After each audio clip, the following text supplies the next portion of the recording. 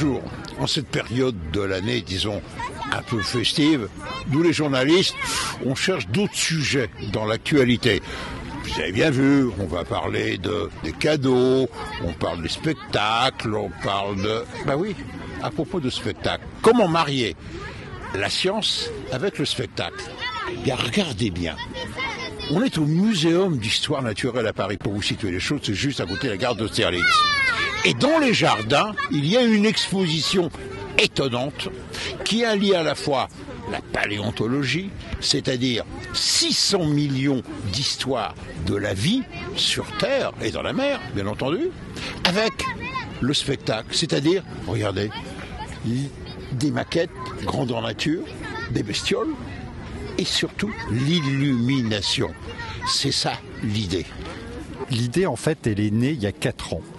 On a travaillé avec une entreprise chinoise qui s'appelle China Light Festival. Et là, notre président, qui est paléontologue, s'est dit ce serait quand même super intéressant de parler des espèces passées, de faire travailler avec les paléontologues et de, cette fois-ci, proposer un voyage dans le temps.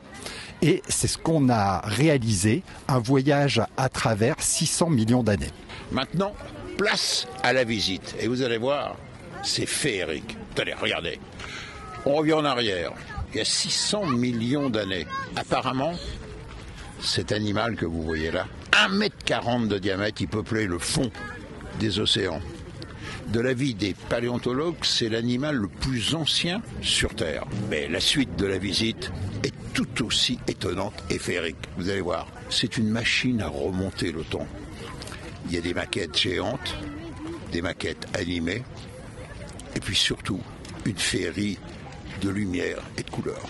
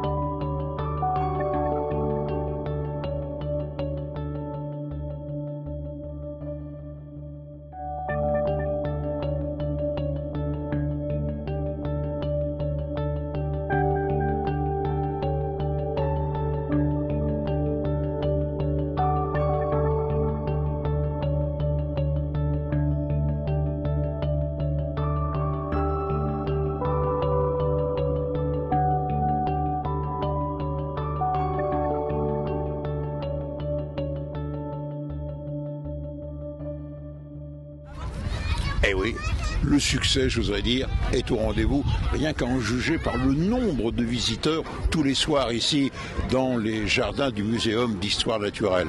J'oserais dire, pour moi, c'est une très, très belle réussite. C'est beau, c'est intelligent.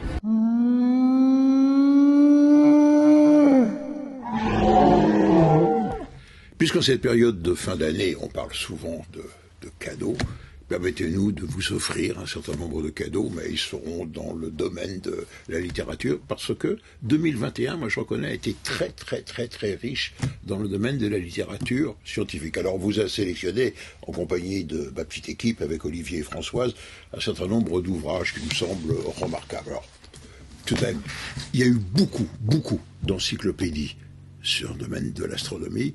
Celle-ci, la dernière, chez Glénat, avec Le Monde, moi, je la trouve remarquable, parce qu'elle est, up-to-date, comme on dit, c'est-à-dire, elle est vraiment au fait de l'actualité. Je vais vous prendre 2 exemples. Alors, la première, bien sûr, c'est toujours une magnifique photo dans une encyclopédie dernière que l'on fait. Vous voyez, ça, c'est une pouponnière d'étoiles. C'est un nuage de gaz et de poussière dans lequel naissent les étoiles. Dans l'actualité, dans le domaine de l'astronomie, en 2021, ça a été la grande révolution.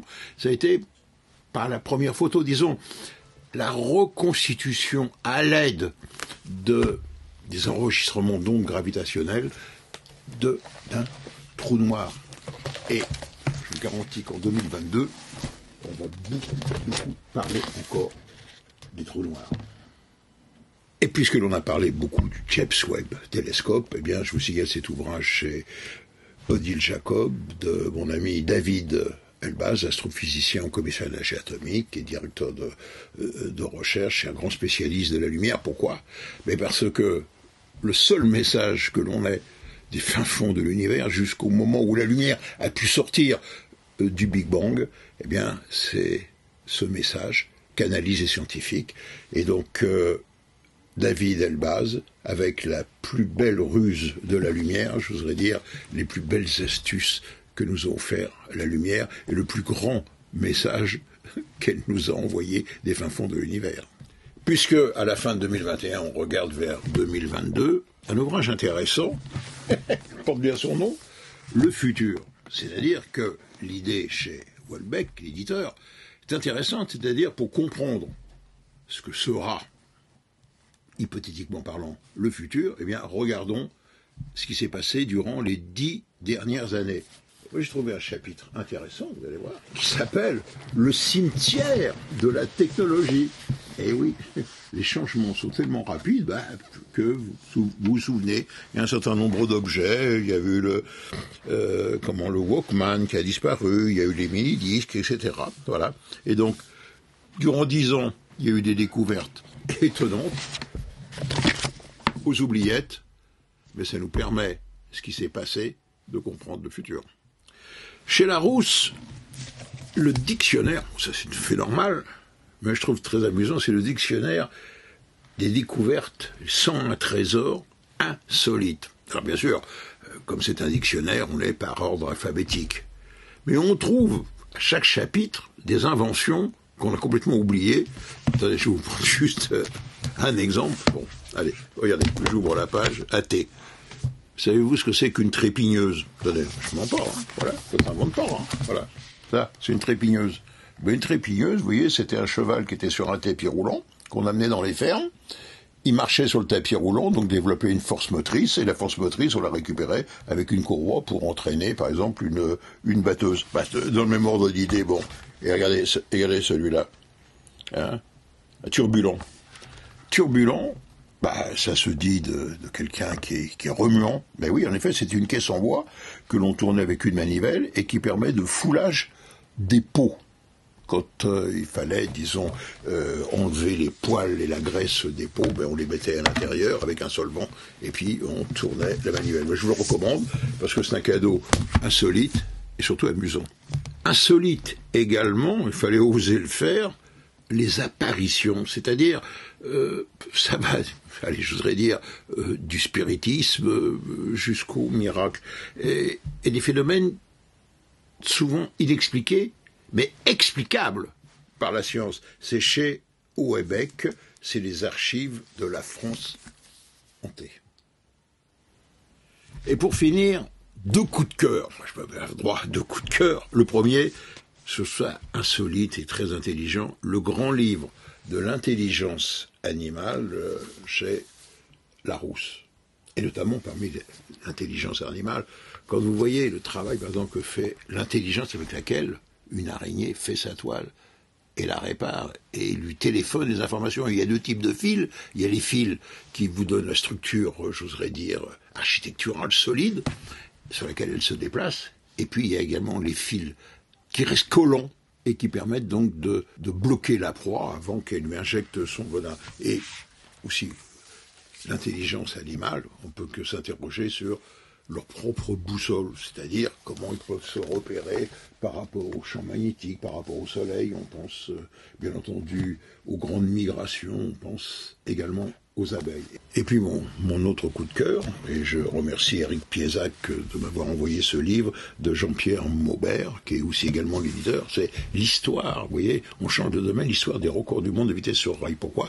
Parce que j'ai eu cette chance de pouvoir participer à un certain nombre de records, et notamment le dernier où j'étais à bord de la rame, et je remercie encore la SNCF et son conducteur, qui est le recordman du monde de vitesse sur rail, Éric Piezac. Voilà.